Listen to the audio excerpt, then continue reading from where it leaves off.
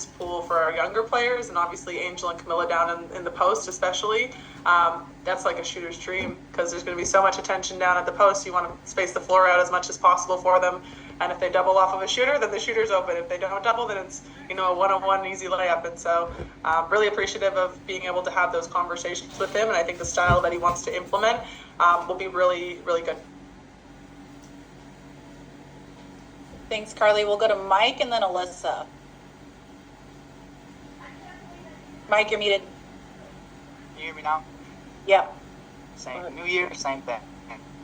But yeah, it's nice to meet you. It's Mike Hughes from Give Us a Shot Network. I just kind of wanted to talk to you about your relationship with Cameron Brink and how you're excited to play alongside another top 3 pick from last year in Camila Cardoso. Those are 2 players who obviously have been great in their first years, but 2 different play styles at their position. Like, what are you looking forward most to playing alongside Camila?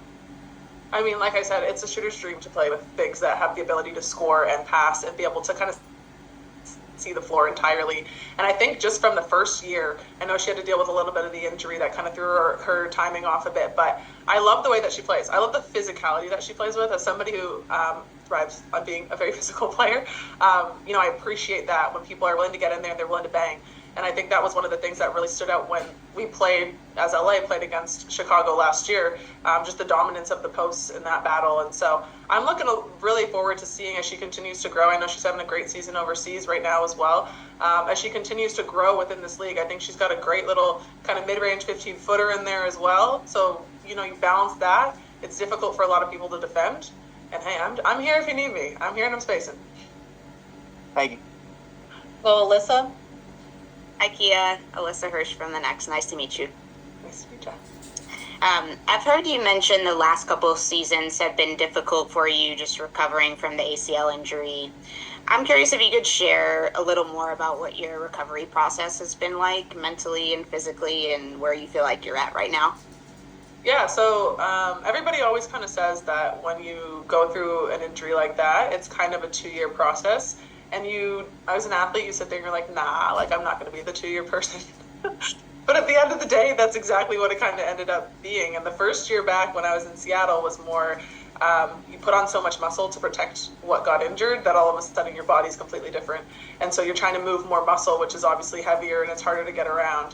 And then once I kind of figured that out, and subconsciously your brain starts to protect that aspect of your body. So I would watch film some days and I'd be like, why didn't I jump off of this foot? Why did I jump off of that one? And just subconsciously your body would start to do that just as a method of protection.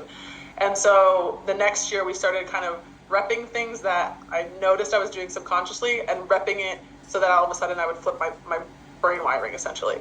And so I felt better in my movements. I felt like I got my body back to the spot that I wanted it to be, and I could move with the extra muscle, but also just moving in a way that felt more comfortable. But then it's your mental side, right? You start to feel better, but then you're still kind of figuring out who you are on the court. And I think it was really when I figured out that I'm not going to be the person that I was prior to my knee, and I'm okay with that, and I'm going to be something better. I'm going to be better for myself, physically and mentally. That's where it's kind of flipped a switch. And so it's been really nice actually here at AU, because this was part of my off season that I really wanted to add in. Doing the Raptors broadcast is a massive part of what I do in the off season, but to do live 5-on-5 and have this opportunity, I'm really grateful for my work family at home, TSN, for giving me 5 weeks to come here and do this. But I feel great. Like I feel like my body is exactly where I wanted it to be. I feel like I'm got a pep in my step. I'm bouncing. I'm, finding the game's coming back to me in a way that it's almost like not thinking about it. Like I'm scoring in different ways. I'm getting back cuts. I'm posting up smaller guards. I'm shooting the 3-ball pretty consistently right now. And I'm getting out in transition. And that was all kind of stuff that I was thinking about. And now it's all coming back to just being instinctual. So I feel very good right now. I'm not going to lie. I'm playing pretty well. I'm going to pat myself on the shoulder for that one. We'll go Steven, then Julia. What's going on, Kia? Steven Garner from CHGO Sports. How you doing? Good, how are you? I'm doing good. So just in kind of watching your film, you're someone that really gets after it at the point of attack. It feels like defenses comprehensively are evolving over the last couple of years to take away space and things like that. As someone that's always defending at those points of attack, what do you feel is the most important skill for someone to be successful at the point of attack defense? you got to know who you're defending and what it is that they're really good at. And it's a catch-22 sometimes, because if you're not defending somebody, if you're defending someone who doesn't shoot the three ball that well or doesn't shoot it well off the dribble, you might give them a step. But in our league, the problem is giving people a step gives them the advantage. So it's almost like you oftentimes want to close your gaps as much as possible and then try to dictate which way they can actually go on the floor without fouling. And so that's also very dependent on how the refs are calling the game that day. If they're actually calling the hand checks when you get up in there, then it's a little bit more difficult. So you personnel-wise have to understand it. I have to understand who I am as a defender too, right? Am I good at cutting off angles? Like, defense at the end of the day is a lot of times energy and effort, but there's also really smart defenders, because we're not all built equal. We're not all super fast. We all can't change directions laterally as fast as one another. So can I play an angle? Do I know that this player likes to go left but wants to snake a ball screen back to get to a right hand? Then I can play that angle there, right? And so a lot of it is just being able to dictate what the other player is doing. Easier said than done, because the skill levels are so high now as we're continuing to play basketball. But I try to think of it, if I was on offense, how would I like to shoot the three. So if you sit back on me, I'd rather just shoot it with your hand down. So you having to come out on me then gives me a step, and I know which way I want to go. I'm not going to say it out loud, but I know which way I want to go over the other way. And I'm hoping my defender forgets that as it's going on. All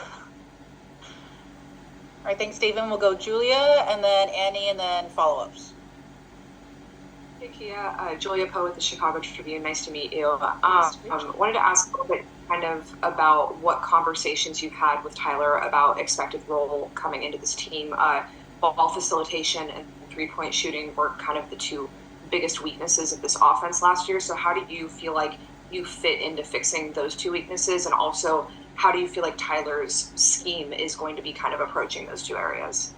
Yeah, I mean, I think a lot of it is going to be, for me, at the end of the day, I come from a family of a lot of athletes, and one of the things that we have known a lot growing up, and my father has always told us, is you just got to go somewhere and take a job. No matter where you're going, you have to earn your opportunities and you have to earn your playing time, and that's the exact same way that I'm approaching heading into the Chicago Sky training camp. Knowing that last year I predominantly played the two. I started the season at the three, but I spent most of it at the two, which was new for me because I'm usually a three in this league. And so I guess I'm pretty versatile there. I'll take that. I can play either position. And so depending on what they want to do in terms of, offense and positioning, that allows me to kind of swing both ways there. But I'm ultimately there to kind of help, one, with the leadership side of things. I like to hold people accountable, but I'm also pretty good at keeping things pretty light when they need to be light and serious when they need to be serious, and just having a balance there and being an outlet for people. I like to have one-on-one conversations with a lot of people, get to understand, what are the things that they respond to in terms of how do you help validate them, and then what are the things that they don't respond to in terms of, criticism or holding people accountable, like what are the ways that they best respond to those things. And so leadership, floor spacing, obviously, and I'm really excited to play alongside Sluty as a point guard, and my old point guard and Mo Jefferson at UConn as well, because I know that they like to get out in transition, and I love playing with super highly intelligent point guards because I play well using my basketball IQ, moving around them. And so, I'm excited for that from the guard position, and space the floor, play some defense, guard whoever they want me to guard. I'm your utility person. I'll do what you need me to do. Thank you. Thanks, Julia. We'll go back. We'll go with Annie, and then we'll go back for one follow-up. Hey, Kia. Appreciate your time.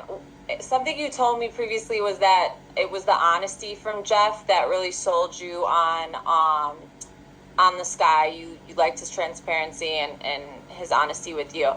I'm curious, what his sell was that really sold you, especially when considering, this was a team that did not succeed last year. They struggled a lot, and there was a lot of transition coming into this new year. What about that seemed like a good thing to sign up for?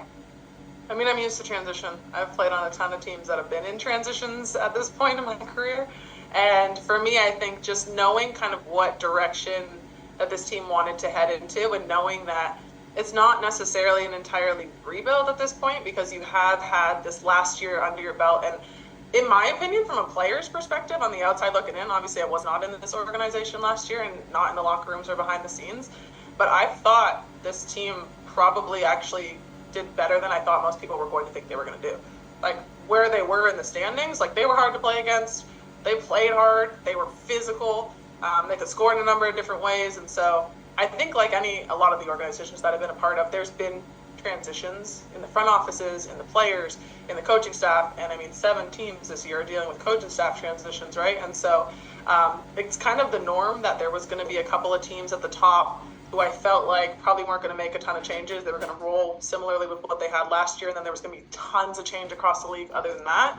And that's exactly what happened. And so the change aspect of it didn't necessarily scare me a ton.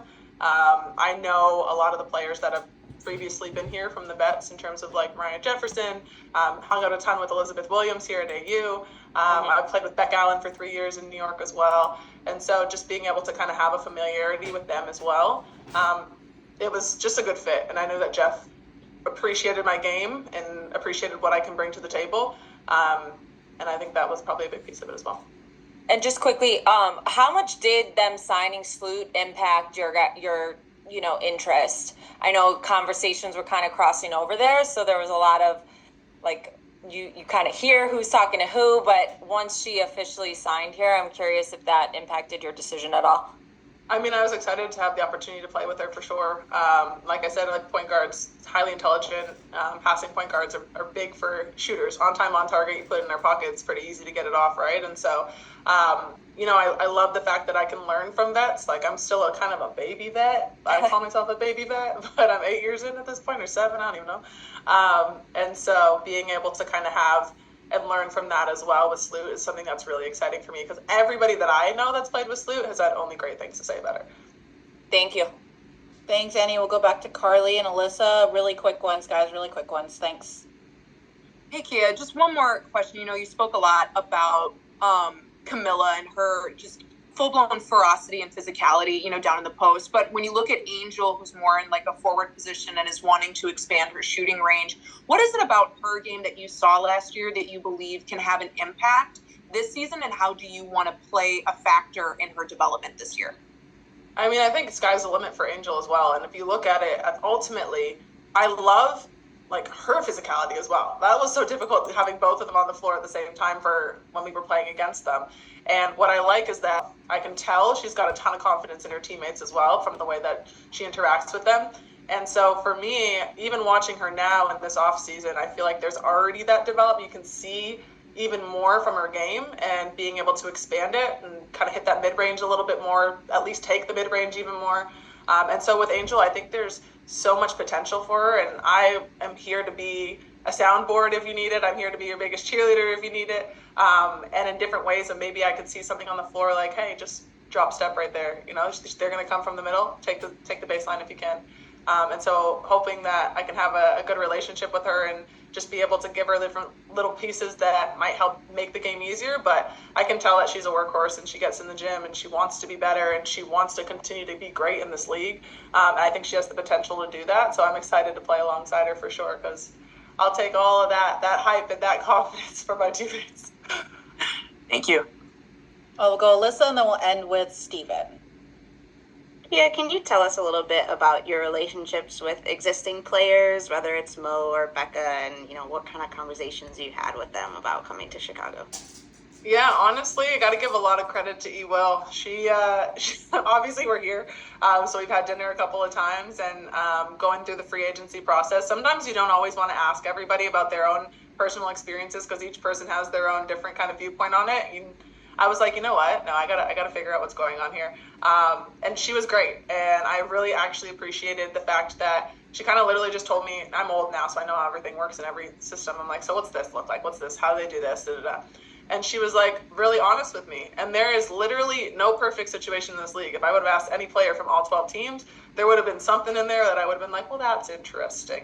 And I didn't find too many that's interestings when he was talking to me. So I genuinely appreciated that aspect of it and being able to, come in here. And it's easier when you're transitioning from cities and teams when you do know some people and you've played with some people. And I think I signed maybe like 2 or 3 minutes after Beck's news came out. So we had texted each other. We were like, we're teammates again. So really excited to be back with Beck because I'm like partially Australian from my time that I played there. So I enjoy all of that.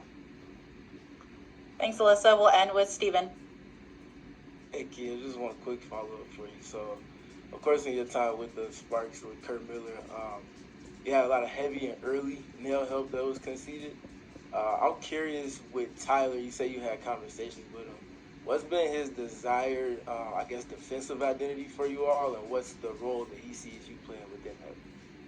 We haven't had a ton of in-depth defensive conversations because, everybody loves offense, including myself. But I mean, what I can see, what I actually appreciated a lot of when I was in college, I had some big bigs behind me playing at UConn.